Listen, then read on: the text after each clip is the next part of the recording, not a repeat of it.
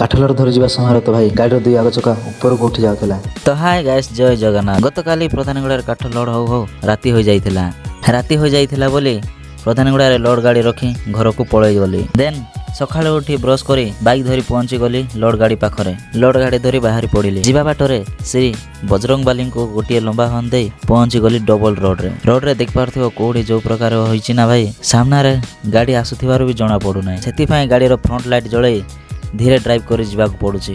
ଆଉ ଥଣ୍ଡା କଥା କ'ଣ କହିବ ଭାଇ, ଯୋଉ ପ୍ରକାର ଥଣ୍ଡାରେ ଡ୍ରାଇଭ୍ କରି ଯିବାକୁ ପଡ଼ୁଛି, ସେଇଟା ବି ଟ୍ରାକ୍ଟର ନା ଗ୍ଲାସ୍ ଅଛି ନା ଡୋର୍ ଅଛି ଥଣ୍ଡାରୁ ଟିକେ ହେଲେ ରକ୍ଷା ପାଇବା ପାଇଁ ବୋଲି। ଏମିତିକା ଡ୍ରାଇଭ୍ କରି ଜେକେ କମ୍ପାନୀରେ ପହଞ୍ଚି କମ୍ପାନୀ ଭିତରେ ଏଣ୍ଟ୍ରି କରିଦେଲି। ତାପରେ ଭିତର ପାର୍କିଂରେ ଲୋଡ଼ ଗାଡ଼ି ପାର୍କିଂ କରିଦେଲି। ଏମିତି କେତେ ଘଣ୍ଟା ଅପେକ୍ଷା କଲା ପରେ କାଠ ଅନଲୋଡ଼ିଂ ପାଇଁ ପରମିଶନ ଆସିଗଲା। ସେଥିପାଇଁ କାଠ ଅନଲୋଡ଼ିଂ ପଏଣ୍ଟରେ ଗାଡ଼ି ଲଗେଇଦେଲି। କେତେ ସମୟ ଅପେକ୍ଷା ପରେ କାଠ ଅନଲୋଡ଼ ହୋଇଯିବାରୁ ଖାଲି ଗାଡ଼ିକୁ ବ୍ରିଜରେ ୱେଟ୍ କରିଦେଇ ଗେଟ୍ ପାସ୍ ଦେଇ କମ୍ପାନୀ ବାହାରକୁ ବାହାରି ପଡ଼ିଲି। ଏମିତିକା ଡ୍ରାଇଭିଂ କରି ପହଞ୍ଚି ଗଲି ଶିକର ପାଇଁ। ଶିକର ପାଇଁରେ ପହଞ୍ଚି ଗାଡ଼ିରେ ଡିଜେଲ କମ୍ ଥିଲା ବୋଲି ଆଗ ପେଟ୍ରୋଲ ପମ୍ପ ଯାଇ ଡିଜେଲ ଟ୍ୟାଙ୍କ ଫୁଲ୍ କରିଦେଲି। ପରେ ଥଣ୍ଡାରୁ ରକ୍ଷା ପାଇବା ପାଇଁ ବୋଲି ସ୍ୱିଟର ଶାଲ ରଖିବା ପାଇଁ ଅସୁବିଧା ହେଉଥିଲା ବୋଲି ଶିକର ପାଇଁରେ ବ୍ୟାଗ୍ ଗୋଟେ କିଣି ନେଲି। ଘରକୁ ଯିବା ବାଟରେ ମାଙ୍କୁ ଦର୍ଶନ କରି ଗୋଟିଏ ଲମ୍ବା ହର୍ନ ଦେଇ ପଳେଇ ଆସିଲି ଘରକୁ।